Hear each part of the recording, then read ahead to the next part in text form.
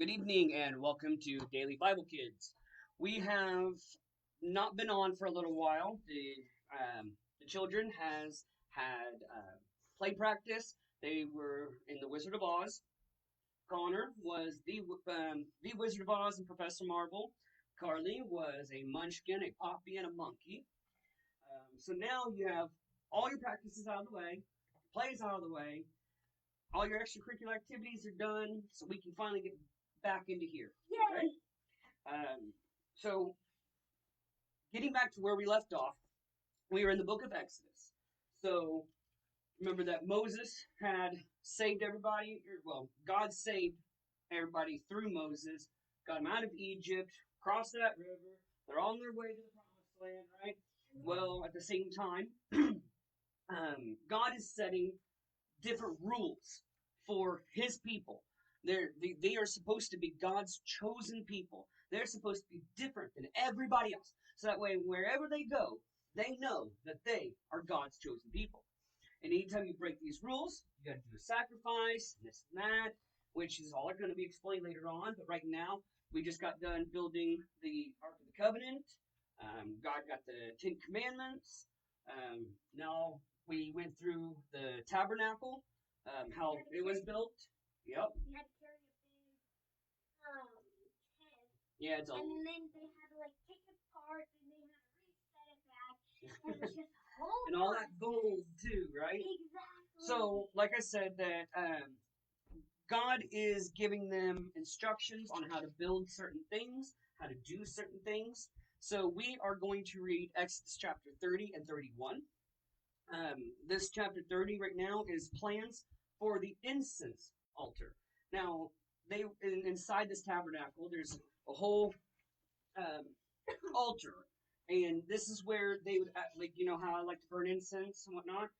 They burn their It's a certain type of incense though, which God will give a description on how to do this altar, what kind of incense, all that kind of stuff. Okay, so chapter 30. Then make another altar of acacia wood for burning incense. Make it 18 inches square and 36 inches high. So 36 inches, that's like 3 feet. Okay? So about 3 feet is about this tall. With horns at the corners carved from the same piece of wood as the altar itself. Overlay the top, sorry, I lost my place. Overlay the top, sides, and horns of the altar with pure gold.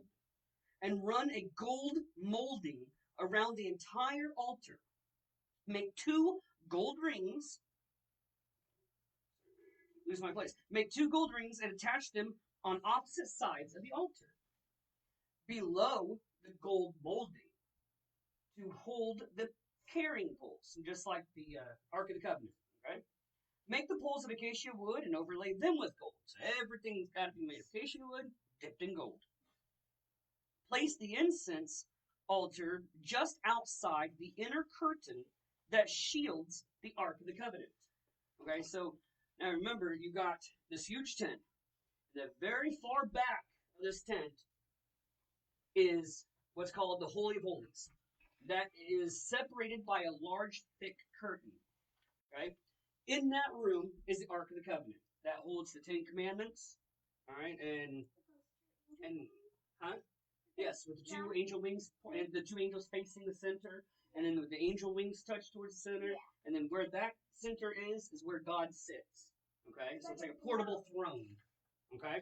But not his car. No, that's later in Ezekiel. Yeah. Okay, so place the incense just outside. Okay, so now you have the Holy of Holies, you have the thick curtain, and just outside of that curtain is where you're going to place this altar. Okay, now you're going to place this incense altar just the outside of the curtain so that it shields the Ark of the Covenant. In front of the Ark's cover, the place of atonement that covers the tablets inscribed with the terms of the covenant. I will meet you there.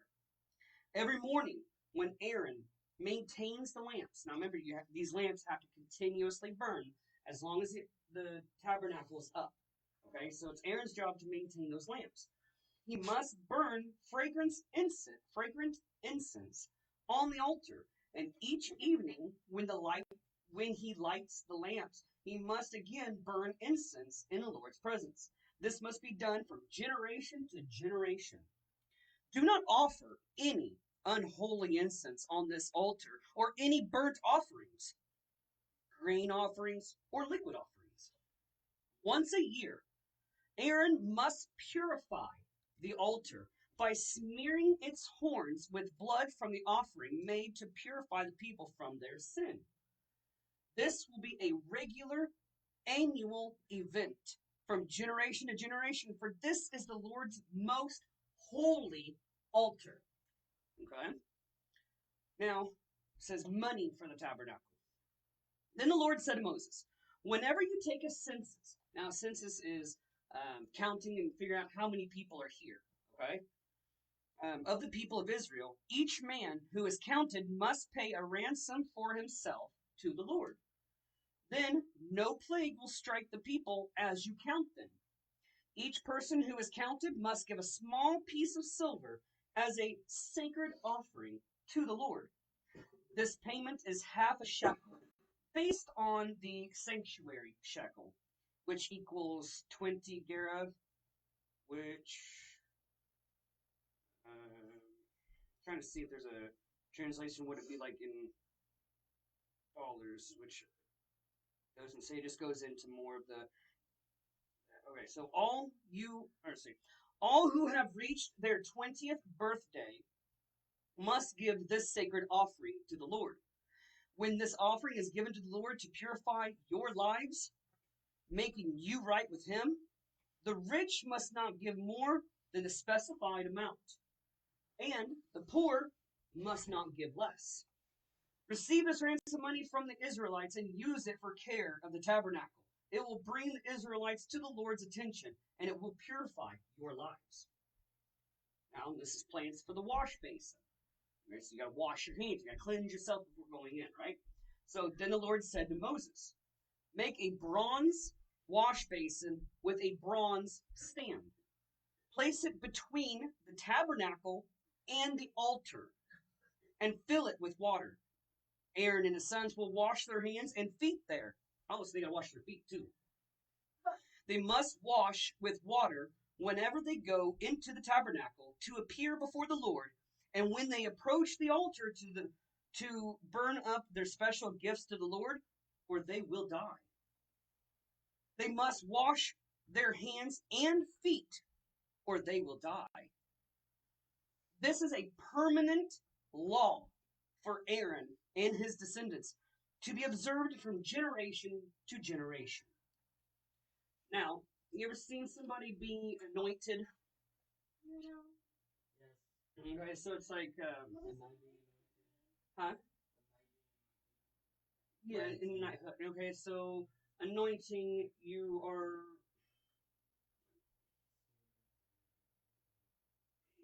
Let me see if it does a description here. It says the anointing oil. Then the Lord said to Moses, collect choice spices, 12.5 pounds of myrrh, 6.25 pounds of fragrant cinnamon, 6.25 pounds of fragrant calamus, and 12.5 pounds of cassia, and measured by weight of the sanctuary shekel. Also get 1 gallon of olive oil. Like a skilled incense maker, blend these ingredients to make a holy anointing oil. So God's given and allowed us to read the holy anointing oil. Use this sacred oil to anoint the tabernacle, the Ark of the Covenant, the table, and all its utensils, the lampstand, and all its accessories, the incense altar, the altar of burnt offerings, and all its utensils, and the wash basin with its stand. Consecrate them to make them absolutely holy. After this, whatever touches them will also become holy. Anoint Aaron and his sons also, consecrating them to serve to serve me as priests. And say to the people of Israel, this holy anointing oil is reserved for me from generation to generation. It must never be used to anoint anyone else. And you must never make any blend like it for yourselves. It is holy, and you must treat it as holy. Anyone who makes a blend like it or anoints someone other than a priest will be cut off from the community. Now the incense. The Lord said to Moses, gather fragrant spices, resin droplets, mollusk shell, and galbanum, and mix these fragrant spices with pure frankincense, weighed out in equal amounts. Using the usual techniques of the incense maker, blend the spices together and sprinkle them with salt to produce a pure and holy incense. Grind some of the mixture into a very fine powder and put it in front of the Ark of the Covenant, where I will meet you in the tabernacle. You must treat this incense as most holy. Never use this formula to make this incense for yourself. It is reserved for the Lord, and you must treat it as holy. Anyone who makes incense like this for personal use will be cut off from the community. Any questions with that chapter? What? Has anyone tried to make the holy? I don't know. You realize there are billions of people on Earth, and I don't know what goes on in their life and what they do behind closed doors. For all we know, somebody could have, and for all we know, they could have died right after, because God said not to do it, and this is most holy. Okay? And if you respect God, you respect His words. If you love God, you'll follow His law. But what if somebody like makes it but doesn't use it for them? It says right here, never anyone who makes incense like this for personal use will be cut off from the community. Yeah. So even if you make it, whether or not you burn it or not, he said, don't make it, don't blend them together, same thing, and don't burn it, okay? Okay. Alright, so chapter 31. What? Okay, so now 31. Craftsmen. Bezalel and Aholiab. Then the Lord said to Moses, look, I have specifically chosen Bezalel, son of Uri, grandson of Hur, and in the tribe of Judah. I have filled him with the Spirit of God, giving him great wisdom, ability, and expertise in all kinds of crafts. He is a master craftsman, expert in working with gold, silver, and bronze. He is skilled in engraving and mounting gemstones and in carving wood. He is a master at every craft. And I have personally anointed Aholiab, son of Ahisamach of the tribe of Dan, to be his assistant. Moreover, I have given special skill to all the gifted craftsmen so they can make all the things I have commanded you to make. The tabernacle, the Ark of the Covenant, the Ark's cover, the place of atonement, all the furnishings of the tabernacle, the table and its utensils, the pure gold lampstands with all of its accessories, the incense altar, the altar of burnt offering and all of its utensils, the incense altar, the altar of burnt offerings with all of its utensils, the wash basin with its stand, the beautifully stitched garments, the sacred garments for Aaron the priest, and the garments for his sons to wear as they minister as priests, the anointing oil, the fragrant incense for the holy place. The craftsman must make everything as I have commanded you. Now, this is going to be the instructions for the Sabbath. Now, the Sabbath is just is another word for like Sunday or Sabbath or day of God, day of rest. What? Remember all of it. Somebody's writing things down, which is why Probably I on have the a copy Probably in the Bible. Moses is writing everything down. Okay. So, I think like a Yeah, like how we did the Ark of the Covenant. no. they had writing. Right? Well, the first time Moses wrote it, the second time God did. Okay, so now this is, listen, this is the instructions for the Sabbath. The Lord then gave these instructions to Moses. Tell the people of Israel, be careful to keep my Sabbath day, for the Sabbath is a sign of the covenant between me and you from generation to generation. It is given so you may know that I am the Lord, who makes you holy. You must keep the Sabbath day, for it is a holy day for you. Right? So this is Sabbath Sunday. You know, when we go to church, you know, all that stuff. God made it for you. Okay? Anyone who desecrates it must be put to death. Anyone who works on that day will be cut off from the community. You have 6 days each week for your ordinary work. But on the seventh day must be a Sabbath day of complete rest, a holy day dedicated to the Lord. Anyone who works on the Sabbath day must be put to death. The people of Israel must keep the Sabbath day by observing it from generation to generation. This is a covenant obligation for all time. It is a permanent sign of my covenant with the people of Israel, for in 6 days the Lord had made heaven and earth. But on the seventh day he stopped working and was refreshed. When the Lord finished speaking with Moses on Mount Sinai, or Sinai, I think it's Sinai. he gave him the 2 stone tablets inscribed with the terms of the covenant, written by the finger of God. Imagine, I'd like to see what God's handwriting would be like. You know? Just imagine that. Okay, so that is the end of our reading for today. Tomorrow we're going to get into the golden calf. So, no spoilers.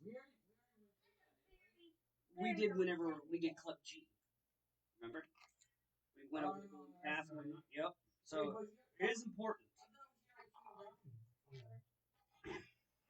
had to go back up the mountain. Remember? And that's when. So Moses went up, came down, that, and back up. And then we haven't gotten to that part yet because that's when we learned it in Club G. Whenever I was under my oldest ministry. Well, we already went through the 10 Commandments, right? Yes. But that's when Moses came down, And saw what happened, busted the tablets, got mad and whatnot, and went right back up to the mountain with God. After he said his little stuff. He hasn't done that stuff to calf yet. He comes down and he goes back up and he comes back down again. Why is he mad? Because they weren't listening, and not yet. Not yet. No, honey. That's why he got mad. Because he didn't Okay, listen to so him. hang on. So what happened was Moses came down, and that's the plague. Find this real quick. But the golden calf is a very wrong thing he did. Yes, but we're not going to get into that yet. Okay, so the Lord reveals him at Mount Sinai, and then he goes back down here because he goes, but go down and bring your brother Aaron back up with you. So he's going down and up more than once. And then, okay, so then first thing, Moses goes up. God talks to him. God says, go back down, grab your brother. Come back up, but don't let anybody touch the mountain.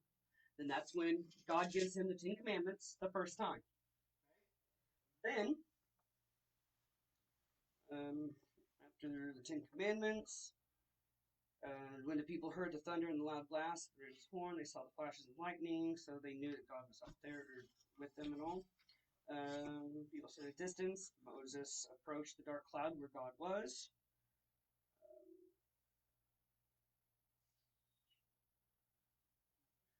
Okay, and then goes into the rules. Trying to figure. Sorry, guys. I'm trying to figure out where he busts the commandments. I swore it was here. Look back up.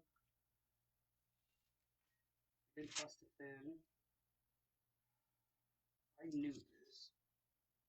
Okay, so that is dealing with proper use of altars, fair treatment of slaves, cases of personal injury, protection of property, social responsibility, a call for justice, 3 annual festivals, a promise of the Lord's presence. Isaac accepts the Lord's covenant, offering of the tabernacle, plans for the ark, plans for the table, plans for the tabernacle, plans for the light. So it has to be back here.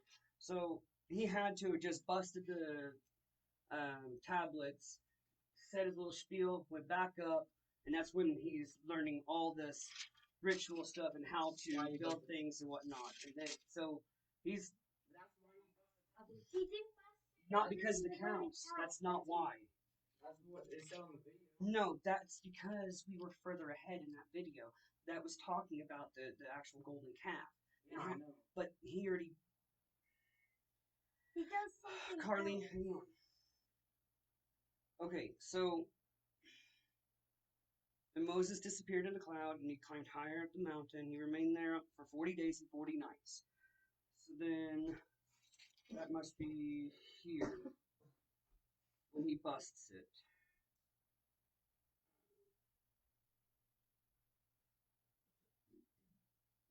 But, okay, I will figure this out with him and let you guys know. But because even here, after he is given the 10 Commandments, Not come down yet? then he goes back up because it says here that he went up for 40 days and 40 nights.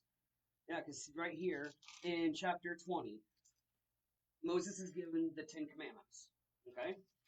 So then after he's given his 10 Commandments, steal, don't covet, the people heard this, they heard the loud blast, the ram's horn, they saw the flashes of lightning and the smoke billowing from the mountains, they stood at a distance trembling, so they know he's up there. The people stood at a distance, and Moses approached the dark cloud where God was. So it says he approached the dark cloud. Is this God tells him, or he's God gave instructions? Okay, and then